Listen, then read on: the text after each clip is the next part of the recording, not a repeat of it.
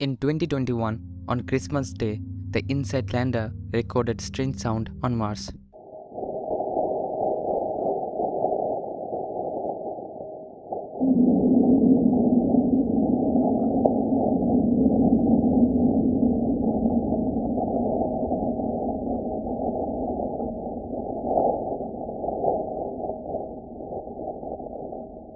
This signal's origin remained a mystery.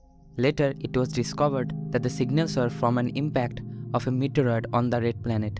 Around the crater, there were water ice chunks the size of boulders that may have been thrown up from below the surface following the impact.